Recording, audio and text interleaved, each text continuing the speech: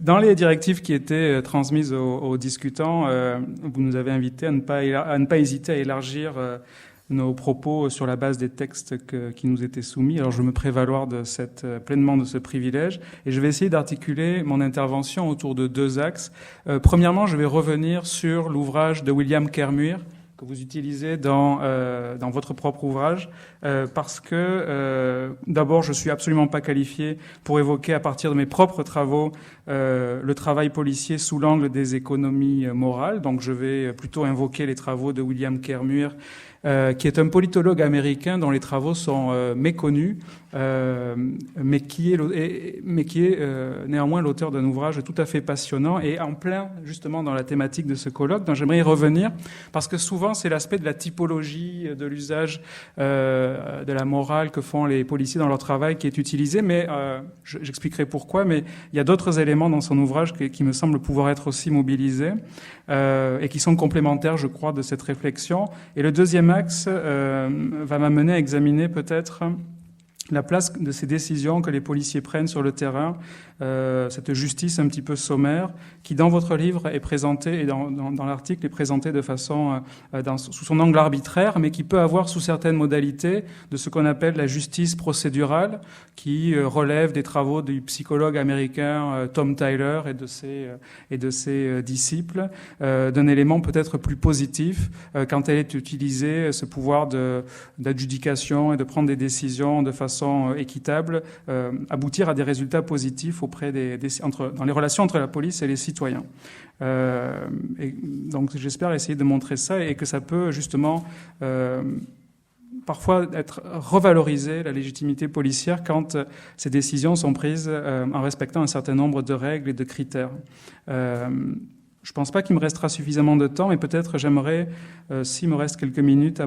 dire deux mots sur la place de plus en plus prégnante qu'on va occuper la technologie dans ce que vous appelez les économies morales du travail policier, notamment à travers toutes ces vidéos qui prolifèrent, qu'on voit sur YouTube, qui sont capturées. On en a eu beaucoup, par exemple, au Québec, avec le mouvement actuel de manifestations étudiantes, c'est-à-dire cette omniprésence des appareils téléphoniques intelligents qui combinent caméra, capacité à se connecter à Internet, à y télécharger instantanément des vidéos de brutalité policière et sur les effets que ça peut avoir justement sur le comportement des agents de terrain, étant donné qu'ils sont soumis à une nouvelle visibilité et que certains comportements qui auraient pu être tolérés par la hiérarchie et étouffés il y a quelques années deviennent maintenant instantanément visibles par des millions d'individus.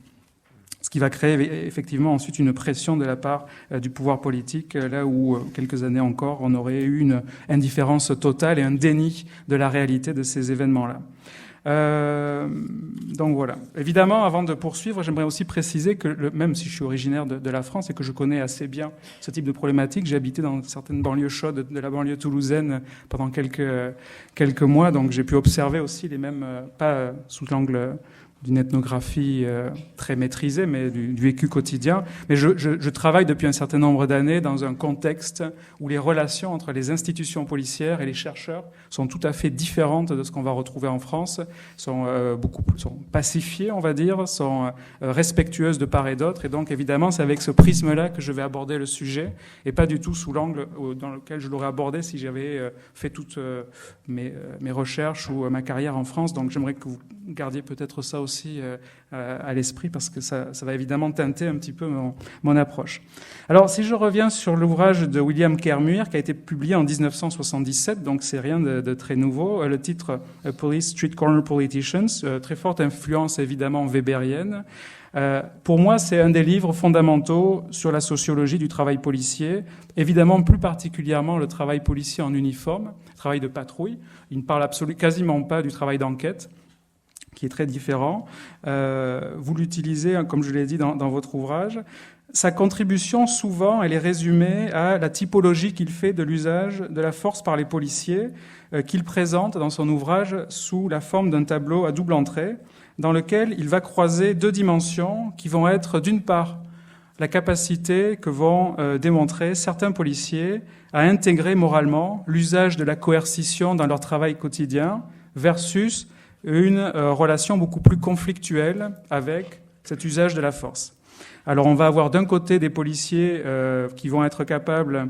de vivre ce recours à la force d'une manière psychologiquement et sociologiquement intégrée, et d'autre part, donc c'est toujours deux catégories binaires, et d'autre part, des policiers qui vont vivre ce rapport à la coercition de manière beaucoup plus conflictuelle, voire dissociée, c'est-à-dire qu'ils vont essayer de mettre à distance cette partie déterminante de leur travail qui est l'usage de la force. Donc ça, c'est la première dimension, intégration morale ou dissociation morale par rapport à l'usage de la coercition. Et dans un deuxième temps, donc dans la colonne verticale de ce tableau à double entrée, il va proposer une perspective existentielle des policiers qu'il divise en deux catégories, une approche existentielle tragique de la vie ou une approche existentielle cynique de la vie. Qu'est-ce qu'il entend par approche existentielle tragique ? C'est les termes qu'on a entendus aujourd'hui de capacité à la compassion, d'humanisme, c'est-à-dire la prise de conscience de la complexité de l'état de notre vie humaine et la capacité à se projeter dans l'individu, dans la tête de l'individu avec qui on interagit, donc capacité d'empathie, de compassion, et cette capacité à modeler son attitude et à prendre en compte le vécu de cette personne avec qui on va interagir. Par opposition, la perspective cynique, c'est le détachement total, c'est-à-dire la coupure avec les retombées des décisions que les policiers vont prendre quand ils vont justement faire usage de la coercition et qui vont voir les autres, les citoyens comme de simples sujets et dans lesquels ils vont absolument pas consentir une humanité partagée. En fait, on est dans une situation tout à fait d'exclusion. Alors pour le coup, et donc ce tableau croisé va aboutir à 4 grandes catégories, 4 idéotypes du policier en uniforme, qui va être donc le policier capable d'intégrer moralement la coercition avec une vision tragique, donc compassionnelle, qui est le professionnel, donc la figure très positive. Celui qui a une moralité intégrée de la coercition, mais une vision cynique, qui est le mercenaire, donc capable d'utiliser la violence au quotidien sans aucun état d'âme. On est très près donc du travail des BAC. Mais également une deuxième catégorie de policiers qui vont utiliser la violence, mais qui vont le faire de façon conflictuelle. Et donc lui, on pourrait traduire ce terme-là par les vindicatifs, c'est-à-dire les gens qui ont une réticence initiale, mais qui, face à un stimulus de diverses sortes, vont répondre de façon relativement violente. Et une quatrième catégorie, alors qui ont un rapport conflictuel à la coercition et une vision très cynique du monde, ce sont les embusqués. Donc ceux qui vont être systématiquement dans le retrait, le refus justement d'utiliser la coercition, y compris quand cela est légitime, ce qui va être également tout à fait problématique. Alors évidemment, la typologie, elle est très très statique, mais en fait, elle est statique si on la prenait comme un aboutissement, mais en fait, elle se situe au début de l'ouvrage, ce qui est très intéressant, parce qu'ensuite, il va, à travers Kermuir, à travers l'analyse du parcours individualisé de 28 policiers, examiner comment ces différentes dimensions vont pouvoir, dans le quotidien, en fait, donner lieu à, de façon beaucoup plus nuancée, beaucoup plus détaillée, à des réponses très différentes, avec des investissements moraux très différents par rapport à des situations identiques. Il va également, au-delà de cette typologie, distinguer une économie morale collective qui va découler de normes informelles, de la sous-culture organisationnelle, du travail du management, avec une économie morale beaucoup plus individuelle, qui va être déterminée par les dimensions précédentes, les 2 dimensions précédentes, mais aussi par des caractères très personnels, comme la manière de définir le succès dans la réalisation du mandat professionnel, de la réussite dans son métier de policier, qui est quelque chose d'assez individuel, qui découle de notre éducation, de nos rencontres personnelles avec des policiers quand on était enfant ou plus tard. Et ce qui est très intéressant dans son ouvrage, c'est qu'il nous montre que ces 2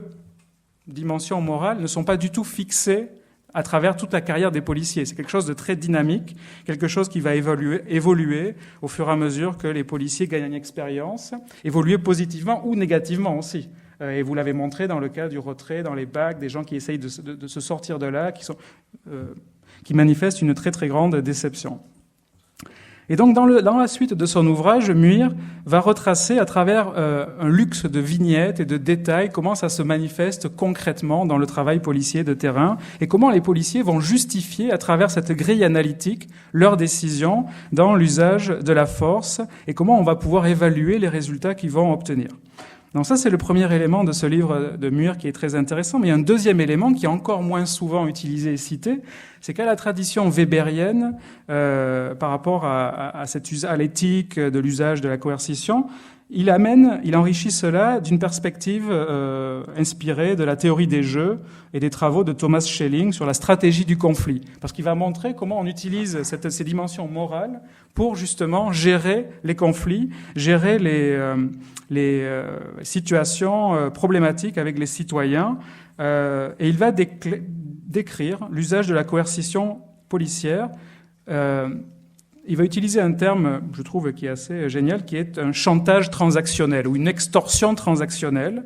en anglais extortionate transaction, dans lequel il y aurait un agresseur qui, pour faire jouer la coercition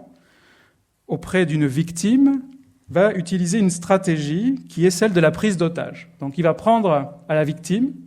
pour accomplir l'acte coercitif, un otage, et il va rendre cet otage à la victime en échange d'une rançon. Évidemment, l'otage et la rançon sont symboliques, ce ne sont pas des choses tangibles, ce sont des choses qui vont définir les termes de l'échange coercitif dans chacune des interactions dans lesquelles ils vont être amenés à se rencontrer. Alors ça implique évidemment que dans cet acte coercitif, dans cette extorsion ou ce chantage transactionnel, la résistance est toujours possible de la part de la victime et que la victime peut aussi retourner contre l'agresseur sous un certain nombre de conditions cette capacité d'extorsion. C'est-à-dire que l'agresseur, quand il rentre dans une relation coercitive d'extorsion, a autant à perdre qu'à gagner le plus souvent. Et donc, il va devoir choisir les termes de l'engagement de façon assez précise, particulièrement dans le cadre du travail policier, parce que cette coercition, cette extorsion transactionnelle est soumise à 4 paradoxes. 4 paradoxes qu'on va retrouver particulièrement prononcés dans les quartiers que vous avez analysés, les banlieues ou dans les ghettos américains, qui sont tout d'abord le paradoxe de la dépossession. C'est-à-dire que vous ne pouvez pas prendre d'otages et avoir une capacité de chantage très très forte si les gens n'ont rien à saisir. C'est-à-dire que celui qui n'a rien à perdre moins vous allez posséder d'otages à prendre, moins vous avez à perdre dans ce type de transaction et plus vous allez agir de façon irrationnelle. Le deuxième paradoxe, c'est le paradoxe du détachement. C'est-à-dire que moins la victime va manifester d'attachement à ces otages symboliques, et moins l'agresseur va être susceptible de prendre ces choses-là en otage, et donc plus il va devoir avoir recours à une violence physique plutôt qu'à ces types de négociations. Le troisième paradoxe, qui est très manifeste dans ces quartiers, c'est le paradoxe de l'honneur. C'est-à-dire qu'évidemment, plus une personne a à perdre au niveau de sa réputation, et plus les termes de l'échange, de l'extorsion vont être imprévisibles. Et le quatrième paradoxe, c'est celui de l'irrationalité. Plus l'agresseur va être délirant, plus sérieuse est la menace, mais plus la victime est délirante, moins sérieuse est la menace. Donc vous allez avoir également cette irrationalité manifestée par les deux parties qui va avoir des effets assez différents. Alors, contrairement à ce qu'on pourrait imaginer, on imagine toujours le policier dans le rôle de l'agresseur et le citoyen ou le jeune dans le rôle de la victime. C'est pas forcément le cas et c'est pas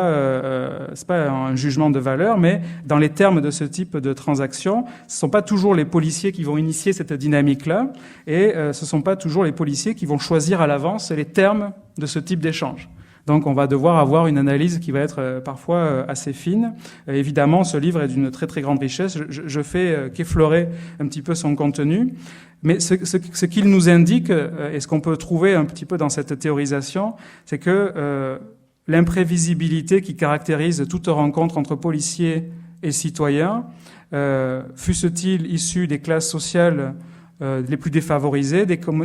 communautés géographiques les plus défavorisées, nous appellent à avoir une analyse qui est d'une relative complexité pour justement refléter un petit peu cette situation d'imprévisibilité, essayer de comprendre qu'est-ce qui va la déterminer, qu'est-ce qui va définir l'issue de la rencontre.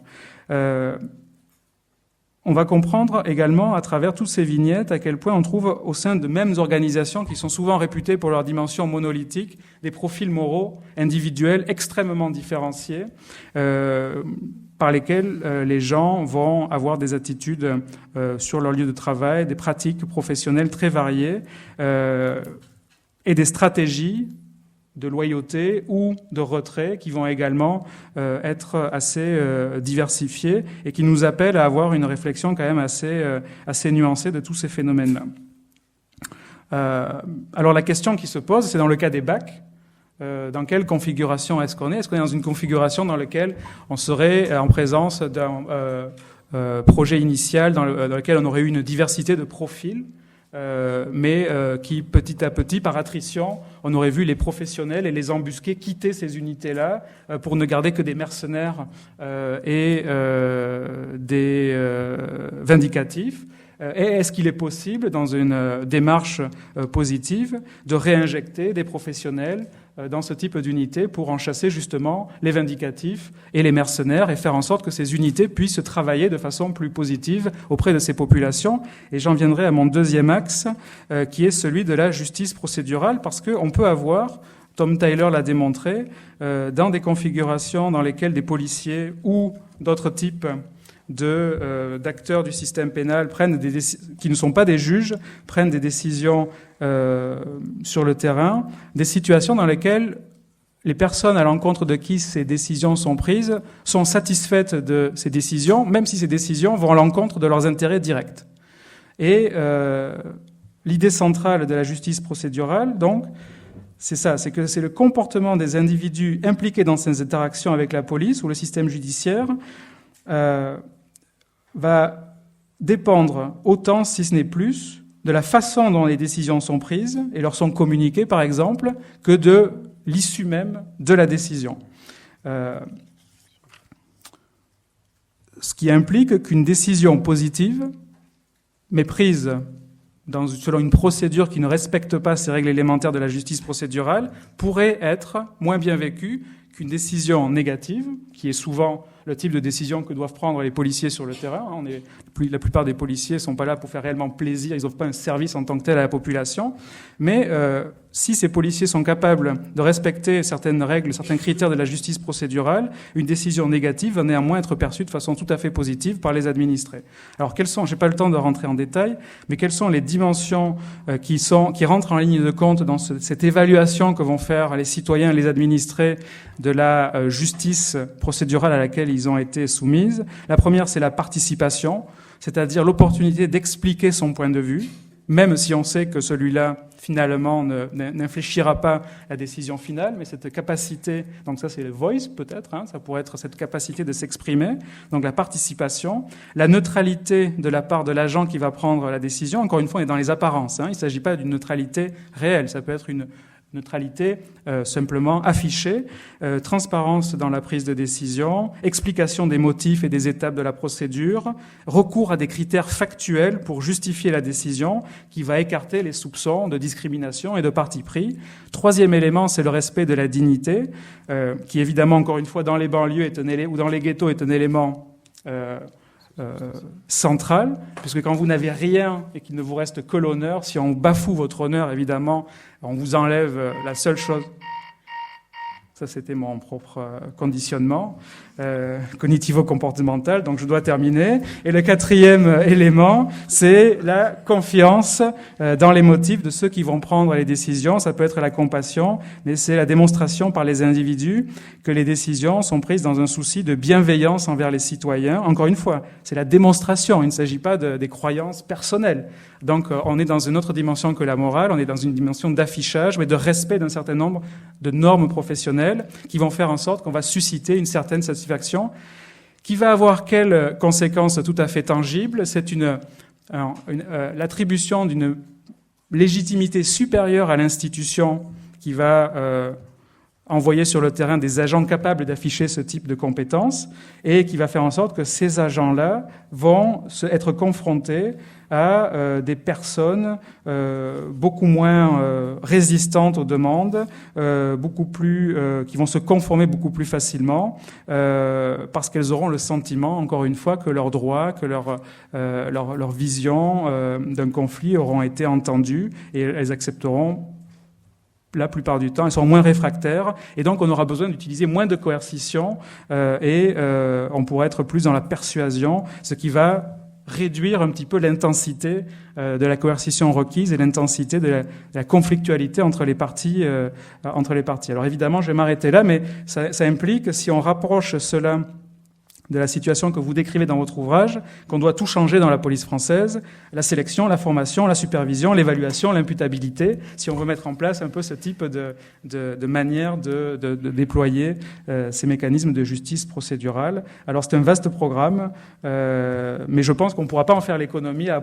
plus ou moins long terme, parce que sinon on s'achemine vers des situations qui sont déjà explosives et qui pourraient être encore plus problématiques. Alors je vais m'arrêter là, ma sonnerie a sonné, alors je vais laisser la parole à tout le monde et il est de toute façon l'heure. Merci beaucoup. Merci. Tu voulais consacrer une troisième partie au dispositif technologique, mais la technologie a parlé pour toi. Exactement. J'avais une quatrième partie en réserve aussi, mais là, sur la discrimination. Mais je vais quand même prendre les 2 minutes. Parce qu'évidemment, je vais kidnapper, j'ai un otage, j'ai pas de rançon à payer. Non, mais il y avait une dimension aussi sur la discrimination, parce que je pense que, encore une fois, je suis très sensible au débat français sur l'opportunité ou pas de compter sur les statistiques sur des bases ethniques. Mais dans les pays où on est capable de le faire, au-delà de la police, évidemment, qu'on appelle ça le profilage racial ou la discrimination, on voit très bien que les statistiques sont absolument révoltantes et froides et révoltantes. On a des probabilités d'arrestation, mais toi-même en France aussi, tu l'as démontré, de 8 à 10 fois supérieures entre des jeunes hommes noirs, de jeunes hommes blancs. Mais ce qui est très intéressant, c'est qu'on voit que ces pratiques-là et ce ressentiment que vous avez identifié au sein de certaines unités policières existe en filigrane dans d'autres professions où on le soupçonnerait de façon beaucoup moins importante, que ce soit l'éducation, donc des études dans lesquelles on est capable de mesurer statistiquement sur des bases ethniques les punitions qui sont infligées aux élèves, des élèves de 5 à 6 ans, où on voit très bien que les élèves de minorités visibles sont punis beaucoup plus fréquemment, beaucoup plus sévèrement dans les institutions d'enseignement que des élèves blancs ou, mettons, de population majoritaire, qu'en général, on a tendance à leur accorder moins confiance dans des débats contradictoires que des élèves blancs, illustre très très bien aussi cette discrimination dans le système éducatif et dans le système de santé. Également, on voit que la qualité des traitements reçus et la qualité des soins est tout à fait inférieure à toute chose étant égale par ailleurs pour les patients appartenant à certaines minorités visibles, et que par exemple la population noire aux États-Unis, si elle bénéficiait de la même qualité de soins, encore une fois, si on prenait à caractéristiques sociodémographiques, économiques égales, on pourrait sauver 60 000 vies chaque année. Donc on voit que le système de justice est quand même dans une perspective qui est beaucoup plus large, où l'État discrimine à travers bien d'autres professions de façon assez effarante un certain nombre de populations minoritaires et racialisées, de façon quand même qui sont tout à fait questionnables, et de ne pas avoir ces statistiques-là, un petit peu, je trouve ça ennuyeux. Alors voilà, c'était juste mon petit cri du cœur de l'expatrié français. Il sera entendu. Merci. Il sera entendu. Merci. Il est en vidéo. D'ailleurs, tu m'as remis ton papier dûment signé. Absolument. Donc, il sera entendu et répercuté. Je pensais que tu ferais le lien avec un autre événement de l'actualité politico-policière, qui est cette affaire de récépissé. Que l'on inviterait, ou plutôt que l'on obligerait les policiers à remettre à des individus qui ont fait l'objet d'un contrôle, parce qu'on est typiquement ici dans la justice procédurale. Mm-hmm. Et dans une entreprise de restauration de la symétrie entre le contrôleur et le contrôlé, sachant de toute façon que d'un point de vue substantiel, et il y a toujours une différence entre le contrôleur et le contrôlé, c'est que c'est quand même le premier qui se porte vers le second, et l'inverse n'est pas possible. Mais on est dans une entreprise de souci, de restauration d'un lien d'équité entre les deux parties. En tout cas, cette notion-là est importante dans ce contexte. Et d'ailleurs, la résistance que tu as vue, les policiers opposent pour l'heure à cette mesure est intéressante. C'est-à-dire que, comme le disait d'ailleurs Skolnick également, la police, c'est autant affaire le travail premier, l'ambition première du policier, c'est d'éviter de perdre la face. Et quoi que ce soit qui puisse atteindre à ce principe-là est mauvais. Et donc on se soucie autant, voire davantage, de justice procédurale que de justice substantielle, mais pour maintenir donc l'injustice.